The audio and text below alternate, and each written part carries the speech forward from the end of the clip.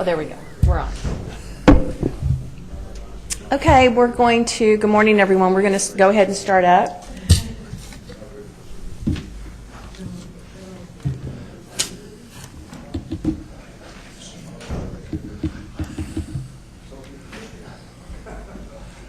Okay. The regular meeting of the Camino Real Regional Mobility Authority is now in session at 9:05 on November 9th, 2016. Call the meeting to order. Any public comment, Mr. Tejas? None received. Okay, thank you. I'd like to welcome Marty Reyes as our newest board member.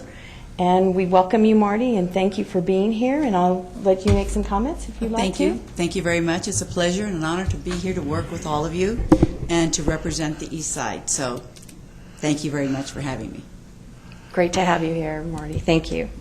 Item number 3, adoption of minutes for the CRRMA special board meeting on October 28, 2016. Members received copies of the minutes. Motion to approve? Second. It's been moved and seconded. All in favor? Aye. Okay. Item number 3 approved. Item number 4, consider and approve a resolution authorizing an amendment to the transportation project and pledge agreement with the County of El Paso to provide for the issuance of additional vehicle registration pre-revenue bonds by the authority for the financing of additional county transportation projects and enacting other matters related thereto. Mr. Tejas. Yes, ma'am. Thank you. Raymond Tejas, Executive Director of the Camino Real Regional Mobility Authority.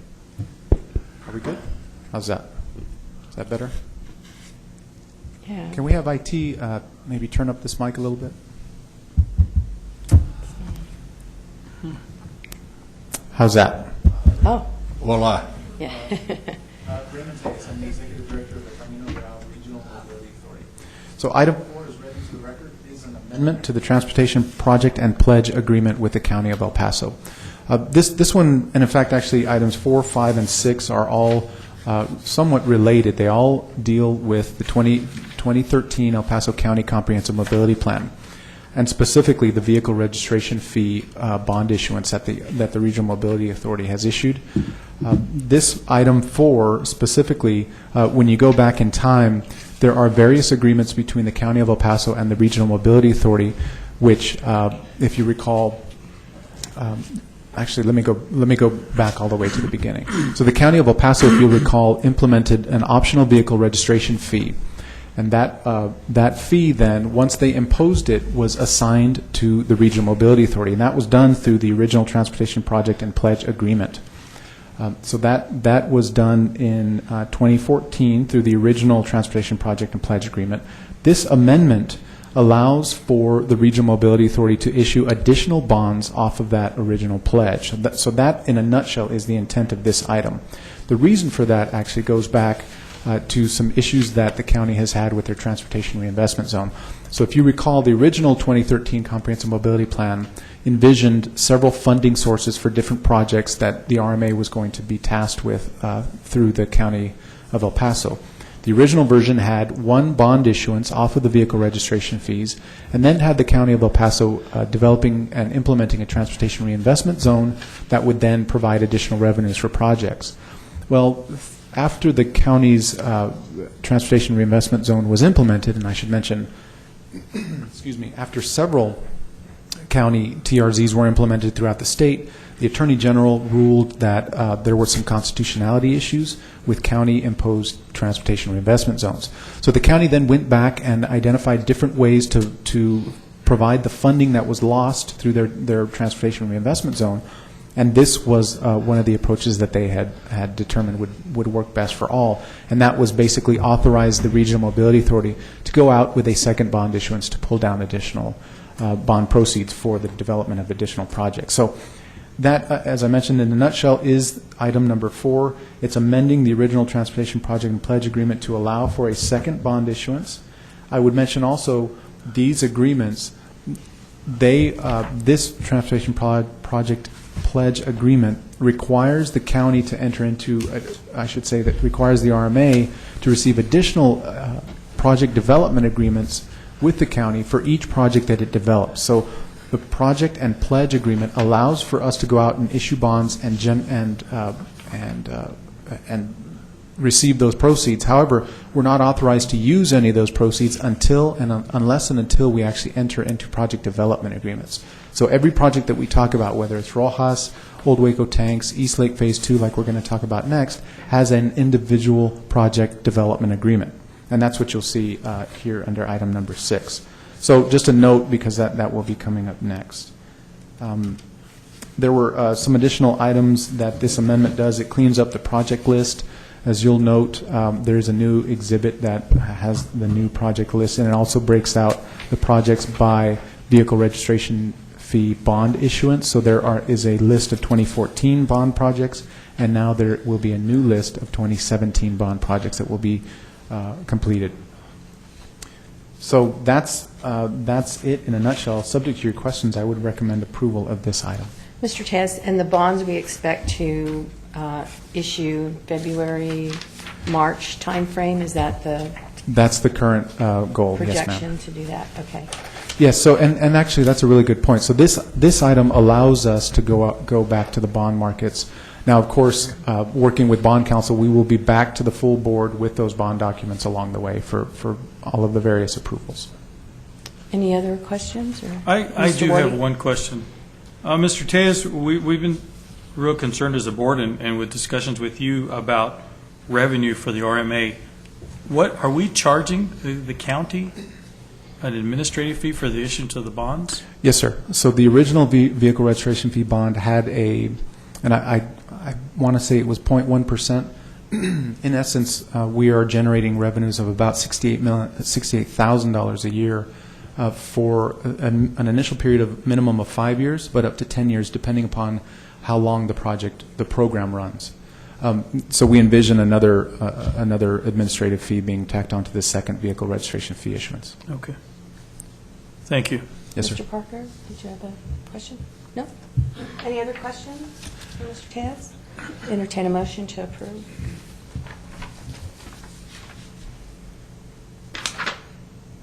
So moved? Second. Thank you. Thank you. It's been moved and seconded. All in favor? Aye. Madam Chair, I have a conflict, and I'd like to record and abstain on this vote. Okay. Mr. Taz, please note that. Thank you.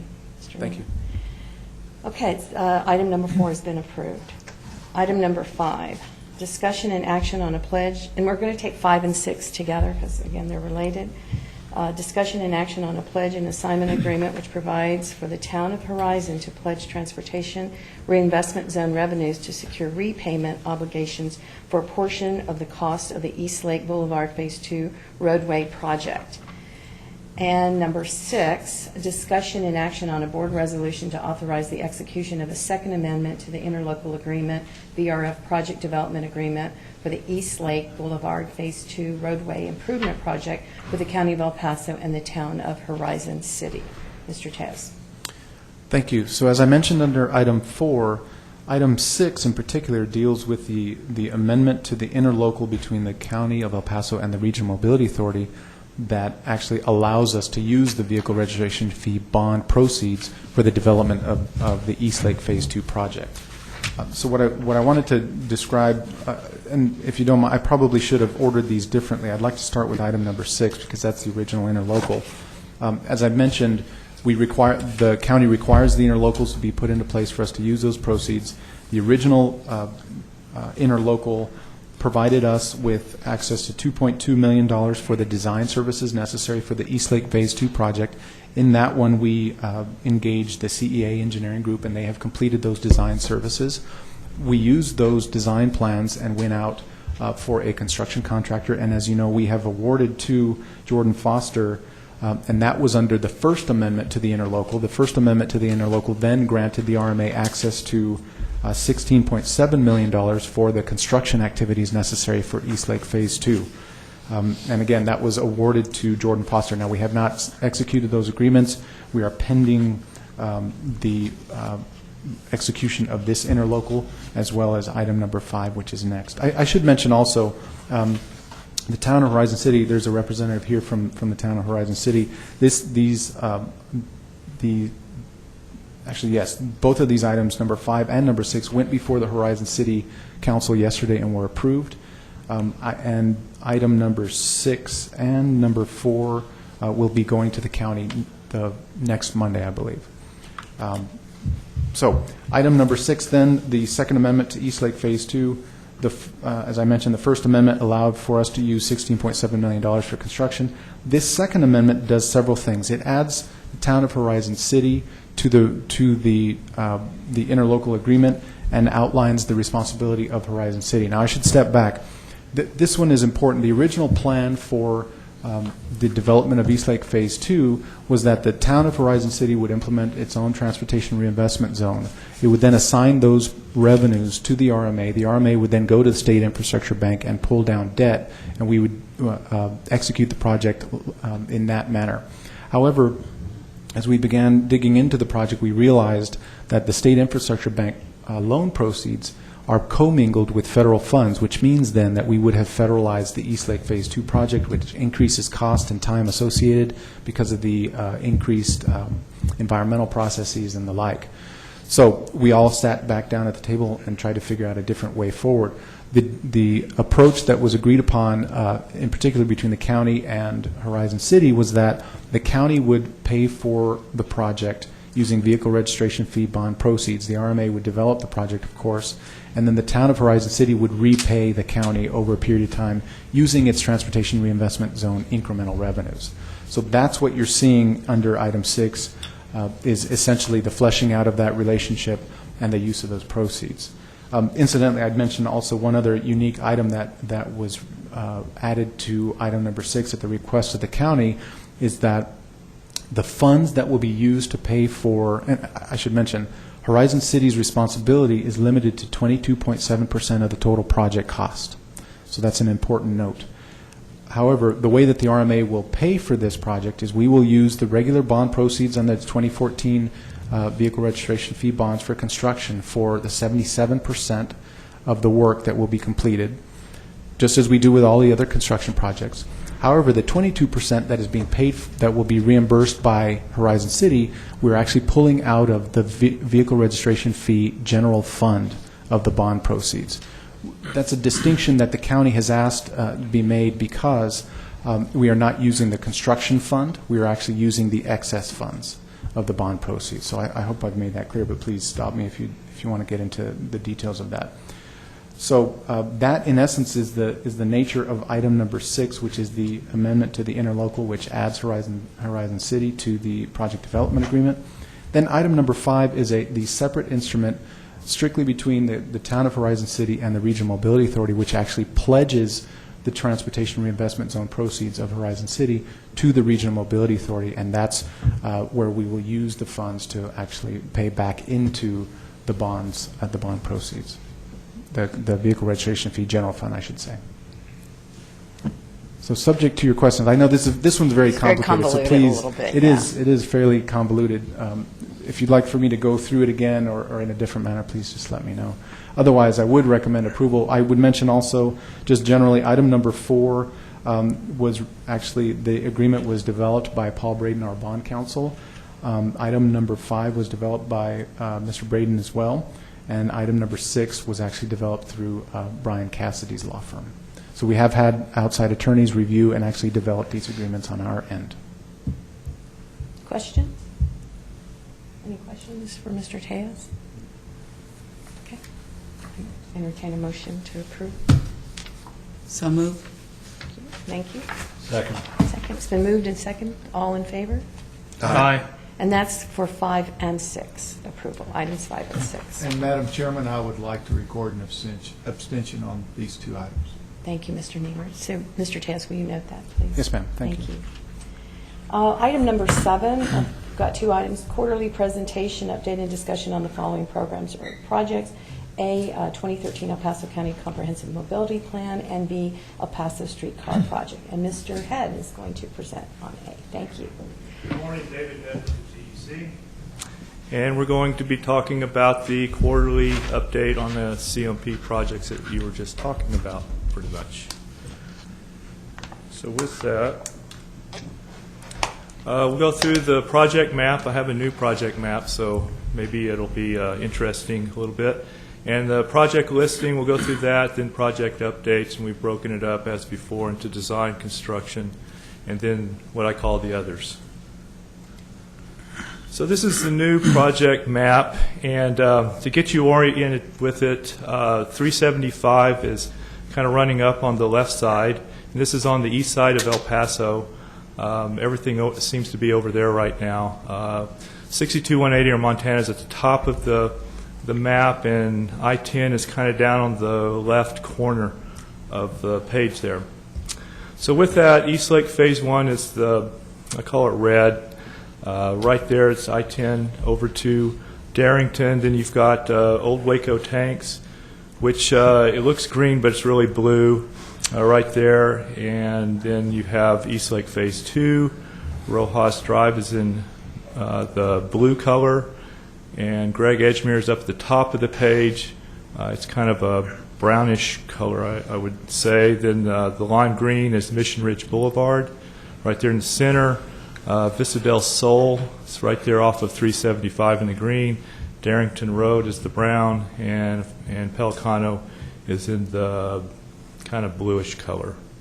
So it's kind of a new map. It may take a while to get used to looking at it, but kind of shows you where all the projects connect together and gives you a better maybe look at what's going on out there. So with that, we'll go through the projects in design, which are East Lake 1, Vista del Sol, Darrington Road, and the National Historic Trail project. Those are currently still in design. Projects under construction is the Old Waco Tanks project, the East Lake Phase 2, Rojas Drive, and the Mission Ridge project. And then there's the projects being funded by the RMA, the Greg Edgemere, and the Aguilera International Highway. So projects in design, East Lake Phase 1, it's a widened to 6 lanes divided.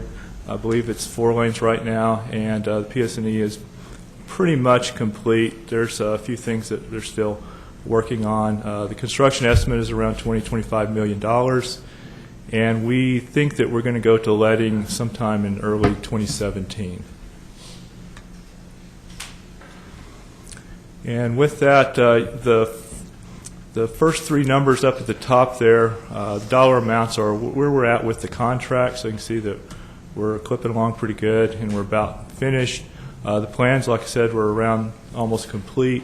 We've got some final approvals from TxDOT and MUDS that we're working on. And the letting schedule, as I mentioned, will be after the VRF2 funds are available for us. There's a right-of-way parcel that the county is acquiring, and utilities are being relocated, or in various stages of relocation. So if you've been out on the east side, East Lake, these look familiar to you. The first picture, I thought I'd give you some existing conditions so we can see before and after as we move along. The first picture is from I-10 looking up towards Rojas Drive, and then the second picture on the top, you can see the pavement is in pretty bad shape out there. Hopefully it'll hold together until we get this project built. And you can see the median on the bottom pictures, and then the last picture on the bottom frame is over there at Darrington, where East Lake runs into the second phase of East Lake, but it's right at Darrington there.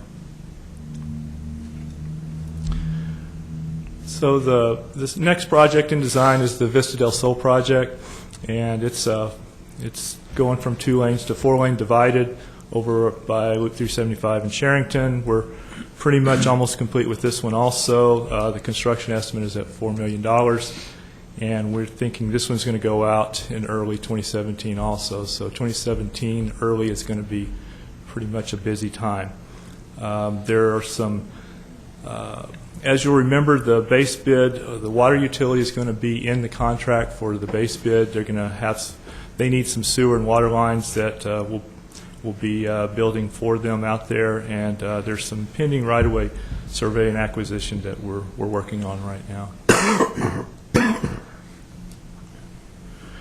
You can see this is just where we're at with the contract, so we're moving right along. And here's the existing conditions out there. The first picture on the left at the top is right there at Loop 375 looking up the project at Vista del Sol, and then again, not good pavement out there. And then, let's see, down on the bottom, you can see some utility work that they're relocating. And the last picture on this this slide is right there at Charrington, looking back towards the project. So, Darrington Road project, we're still in design. This one is, we just kind of started this one a while back, so this one's the one that's lagging behind all the others, but it's 4 lanes in some areas and 2 lanes in other areas, and so we're going to widen this thing where we need to a 4-lane divided roadway from Eastlake to Pelicano, and we're at 60% design right now. And right now, I think the construction estimate is somewhere around $9.9 million, and we're thinking this one's going to go in late 2017, so probably about this time next year we'd probably be trying to let this thing. There's where we are with the design contract dollar amount. And I wasn't too familiar with this roadway, so I had to go out there and look at it. I don't get down that part much, but the first frame there, the first picture, is looking from Pelicano down Darrington Road. It's a pretty busy road, and it's a very narrow road, so it's much needed. And then out in the middle, one of the developers is building a piece of this roadway right now, and so that's some of what he's doing right there, and there's a lot of development going on right there. And this is another shot of what they're doing, the developer's doing right there, and then this is on the other end over by Eastlake looking back up it. The other project in design is the National Historic Trail. This one was probably the easiest project that became the hardest project. We thought we would get this one out really and truly back. This was, if you'll remember, we were thinking this one would be out in February of last year, or I guess this year, and it just keeps going for some reason. But we're to the final part. We've gone through a lot of extensive coordination with everybody involved, and I think everybody has had their say and more, and so we've settled on the signs that are going to go out there. It's a $270,000 project, and we're thinking it's going to go with these others in early 2017. So there's the design contract amounts right there, and I'll have to hand it to the designers. They have really worked with us on this project. So Dan and Baum, I tip my hat to them. They've been really good partners. So now we go to the projects under construction. So Old Waco Tanks is first. Of course, we had the groundbreaking out there that you probably remember. And this is going from I would call it a dirt road to a 4-lane divided roadway. It'll be a nice facility when it's done. It goes from I-10 to North Loop. And we let this back in August, and the bid amount was $7.5 million. Contractors International Eagle Enterprises.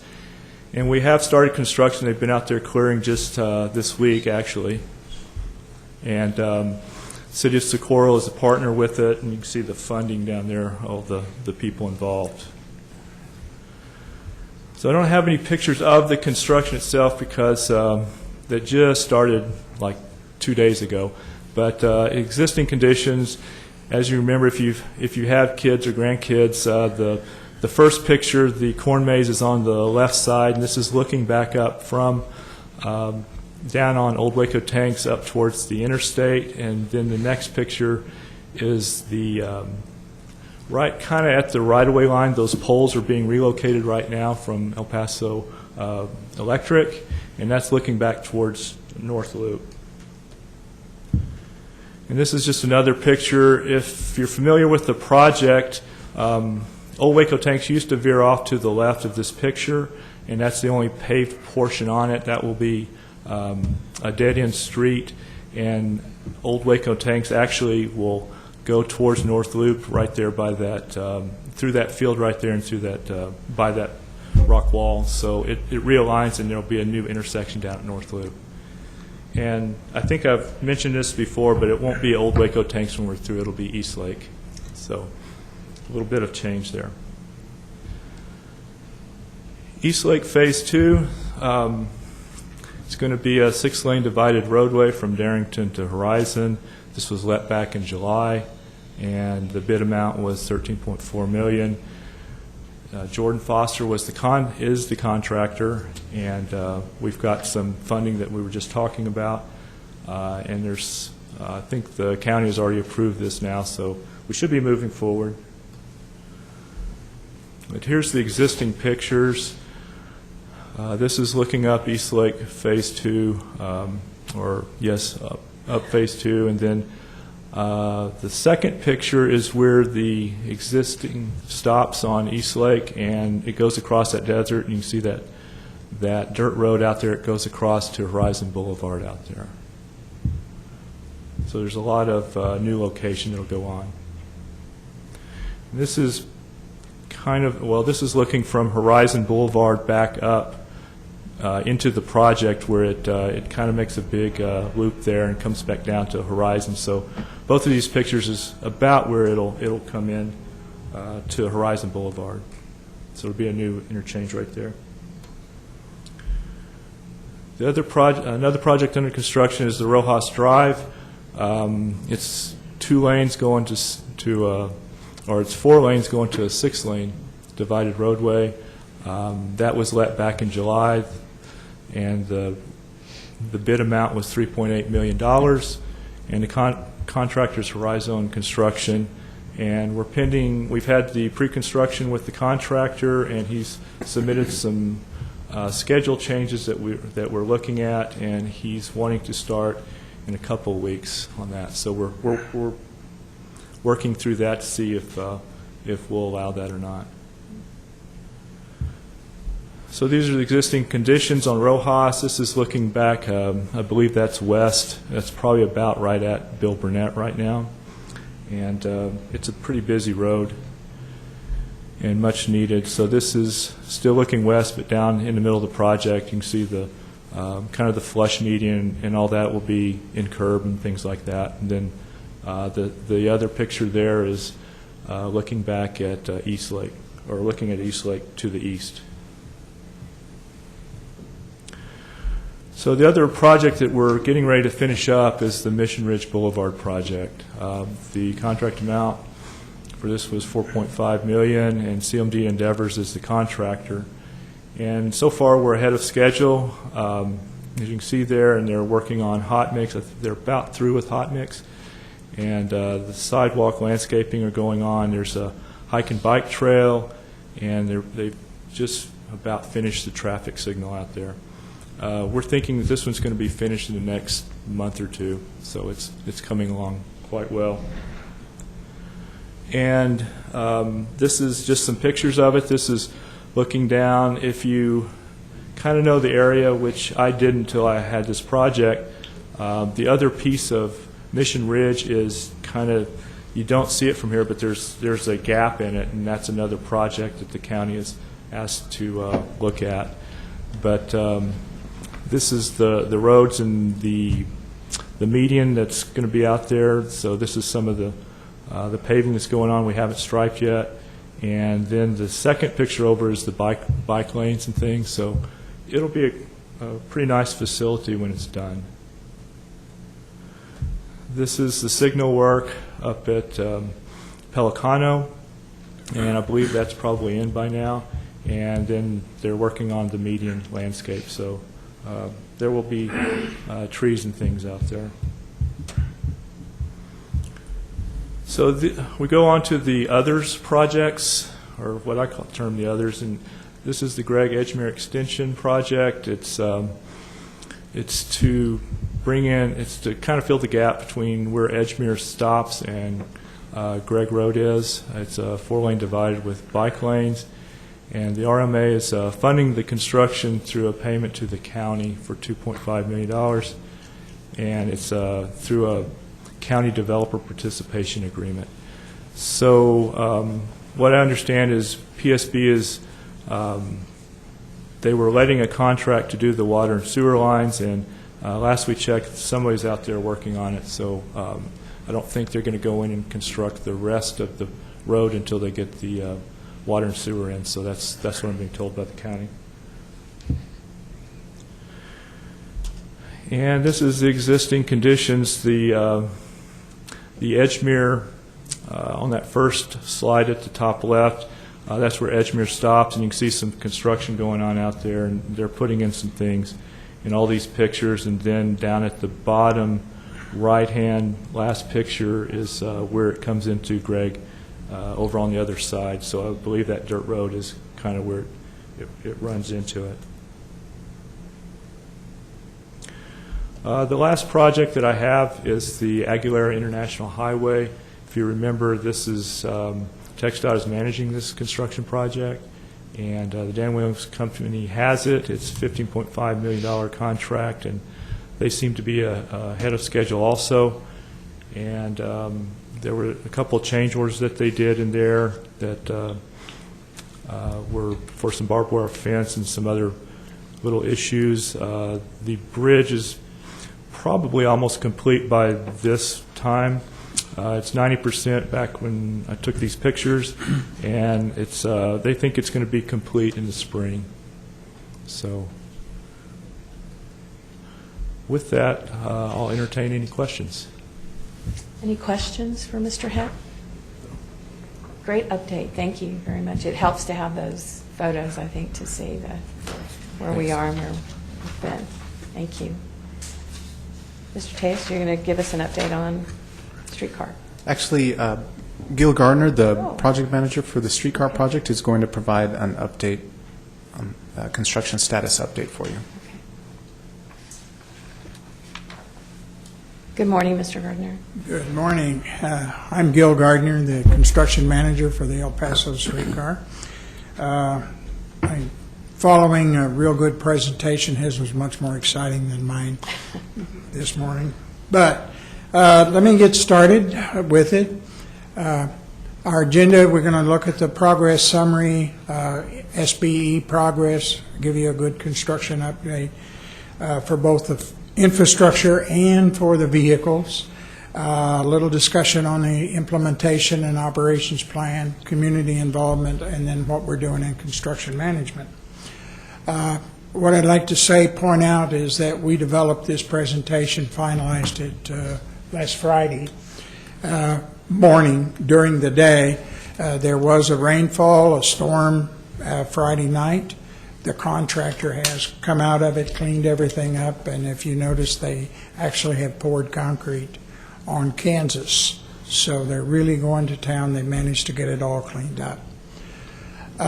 Progress summary right now, the current contract amount is $62,996,000. We've completed almost $28 million to date with a percent complete of 44.43%. The breakdown of the work done to date is on the civil and track work, $20.866 million. The wastewater replacement that we've done is almost $1 million. Potable water replacement, base bid 3 is a little over $3 million, and then the work at CBD 4 down in the Father Rom in Kansas area is $1.767 million.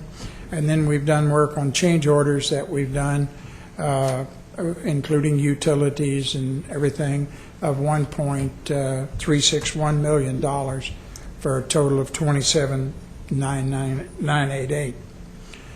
Our SBE goal of 8% was about $4.8 million. To date, the PD&T has used 16 SBE contractors. They've just added 2 new SBE contractors.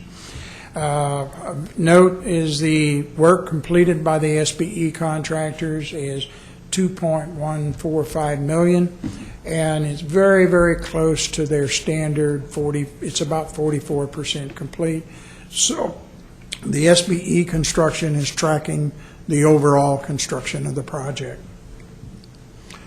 The maintenance and storage facility, which is the big facility that we're building down at the Transit Center, is currently on schedule right now. We expect to have it completed by the end of 2017. The interior walls and mechanical work is in progress. The steel erection is in progress, as you can see from the drawing. And while this photo doesn't show it, they've also completed some masonry block walls. So if you're down in that area, you can see where it's beginning to truly look like a building. And in fact, we now have a building inspector on there checking the electrical, mechanical, and HVAC. They poured, on the track work, they poured over 3,000 cubic yards of concrete have been poured to date. The embedded track construction is 35% complete. If you recall, on one of the previous ones, we'd started up in Oregon and went down Oregon. You can see from the map there where we've we've completed almost down to Schuster. Then we worked on Kansas and Father Rom. You can see where that's completed. We're completing some work on Santa Fe right now. And then, as you are aware, because it's right outside a couple of blocks away, we're doing additional work on Kansas between Franklin and Paisano. So the map shows where it is in red. We're 35% complete. The contractor's working at a very, very healthy clip, and we're managing to stay on schedule. We're 40% complete with the standard OCS pole foundations, where it's primarily in earth and in dirt, pretty quick going. We're 90% complete on the rock drill foundations, which we had done up in the upper loop area. That was really the hard one, so we're pretty well complete with it. We should be completed with the OCS pole foundations here shortly. We've got conduits that are being installed in 3 of the 4 TPSS sites right now. TPSS A1, which is up by the university. A3 is down on Oregon, and then TPSS A2 is down further down on Campbell. As I said, the track work is continuing along Kansas Street and Franklin and Paisano Drive. You can see the contractor out there working right now. We've got 1 lane of traffic, trying our best to stay on top of it and keep the traffic flowing while we're still doing construction. Real interest to us, and from a construction standpoint, is base bids 2 and 3, which are the water line and sewer line, are about 90% complete. And that will mean once those are complete, which we expect to be complete within the next 2 months, we will basically be out of the ground, and we'll be working on the surface, and the major issues, the major unknowns will have been identified and taken care of. We are continuing water line and sewer line replacement on Stanton Street. Sewer line completion we just completed on Santa Fe in Oregon, and we're doing some sewer line work on for the Stanton realignment. It has started. The other big area that has been of significant impact, especially downtown, is the work on the Father Rom in Kansas area, and it's about 90% complete right now. The embedded track construction is complete. If you drive down there, you can see it all the way up Kansas or down Kansas to Father Rom, and then down Father Rom to Santa Fe. The paving will be completed before Christmas, or Thanksgiving, not Christmas, Thanksgiving. And in fact, we were out there yesterday meeting with the Business Association, going over some of the issues and concerns that they had and addressing it. And we were with the contractor, and the contractor's got a work plan. They do expect to be out, and they said they will work through Wednesday afternoon at 5 o'clock if they absolutely have to assure that, Thanksgiving, the area will be open. The foundation work is already complete, so we'll come out of there, then we'll come back in January and replace some of the sidewalk that we didn't get replaced and finish up the minor cleanup stuff, but the paving will be done by Thanksgiving. The PCC vehicle, that's one of the big elements. As a contractor is Brookville Equipment Corporation. They received their notice to proceed just a little bit, 1 month over a year ago. October the 15th when they received their notice to proceed. The current contract value is $18,872,000. There's been one contract amendment for $78,000. They've invoiced to date of around $8 million, and this is primarily for cleaning of the vehicles and the design, ordering the materials and supplies. They have a tremendous amount of equipment and supplies that the equipment manufacturer had to order. And what'll be interesting to you here in next couple of slides is we have some pictures to show you, or at least a couple. There are 6 vehicles are now at the manufacturer for remanufacturing. The car bodies appear to be in very good shape. 2 vehicles have been stripped. 1 vehicle was grit blasted to bare metal, and I'll show it to you in just momentarily. The design process is continuing for manufacturers, so we'll have it. The work is on schedule. They did a mock-up review and a structural evaluation at the plant on October 19th. We had a team go out there and meet with them, did the review, went over it. Representative of Sun Metro was there. Representative of the program management team was there, and got some good information. The delivery of vehicles is on schedule and is scheduled to be between December 17, which would be roughly when the first vehicle arrives, and then July 2018 when the 6th vehicle arrives. If you look up here, we picked this picture here just to show you. That is one that I believe this is the one that's been sandblasted, hasn't it? That's correct. All right. This is the sandblasted vehicle that they've got up on the tracks. They went through there. That's what they showed them. They're doing their design and integration for the wheelchair lift, which will modernize it, the HVAC, which the original vehicles didn't have, putting in pantographs, updating the brake systems, the door systems, the battery systems, and then any of the car body repair. But as I've said earlier, the vehicles are in extremely good shape, so the car body repair is, I'm not going to say minimal, but it's not as if they have to totally rehabilitate the whole body. From the implementation and operations plan, we've started on that because in a year, the first vehicle, or almost a year, or a little over a year, the first vehicle will be here. So they need to have, Sun Metro needs to have an operations plan, at least the final draft ready to go when we have that first vehicle here, when we start testing it. They're coordinating with we are coordinating with Sun Metro right now to assist them in developing the plan. This will be ongoing through startup and testing. The final testing and startup will be the latter part, the very latter part of 2018. And this all includes the training and certifications required to operate the vehicle for revenue service.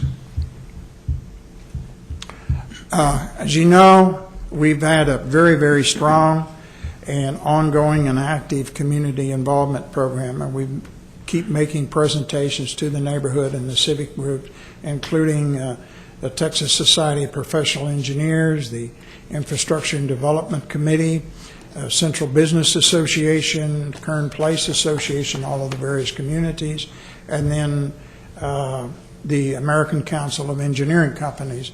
And anytime, that we've even made some others, this is just a sample of them. A whole weekly stakeholders meetings. In fact, they're having one today with the stakeholders going over the traffic control plans and what's going to be coming up next week as far as traffic, as far as construction. We do bilingual door-to-door notifications that we continue on an ongoing basis to make certain the communities are involved and are aware of what's going on in the construction, and we try to have face-to-face meetings with them. We've coordinated directly with the City of El Paso and Destination El Paso to minimize any construction impacts for the celebration of the lights and the Winterfest and other community have. Public relations team and now attends the weekly traffic control meetings with PD&T in the City of El Paso to assure that the information is getting out to the public for any of the traffic control issues that may come up. We're also coordinating directly with Kern Place and the Father Ron business owners to minimize any shopping impacts. Like I said, I met with them yesterday afternoon, and we actually had a meeting with them this morning before I came here. So we are working with them very, very closely. As you hopefully you've seen them, we've produced and posted videos online explaining street closures and lane restrictions, and they've been very, very successful in explaining what's, for the people to know where to go and where not to go. They've used the project hotline, which we keep manned all the time, and then they issue the weekly e-newsletters and any updates or regular updates to Facebook and Instagram. This is a typical or sample, actually, this is the latest one that we've developed, the construction advisory map, where we actually list and show all of the street closures, where we're going to be doing work, either partial or full closures, where the work is. So the area, people within the area and the communities are aware and can find alternative routes. From a construction management standpoint, we've received about 412 submittals to date, of which we've closed out 397. We still got 15 to go. That's one of our goals, is just to keep it down under 10 or 20 at a time.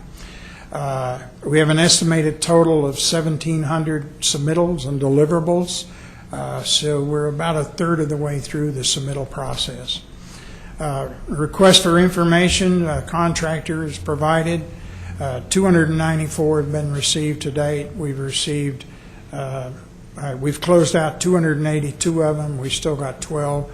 A lot of the RFIs are questions that they ask very early on, but they don't need an answer tomorrow or the next day. But we're getting them closed out, and that should be pretty well wrapped up. One of the things that we're doing on this, and that we feel has been extremely successful, is that we're partnering. It's more of an informal partnering session with the contractor. We have informal quarterly partnering sessions where we sit down, what went wrong, what went right, what can we do better, and we feel that it's been a very, very successful partnering for us. And with that, finished my presentation. If you have any questions, I'll be glad to answer them. Thank you, Mr. Gardner. Any questions for Mr. Gardner on his update? Thank you. Okay, thank you very much. Thank you. Okay. There being no further business for the RMA today, I'll entertain a motion to adjourn. So moved. Second?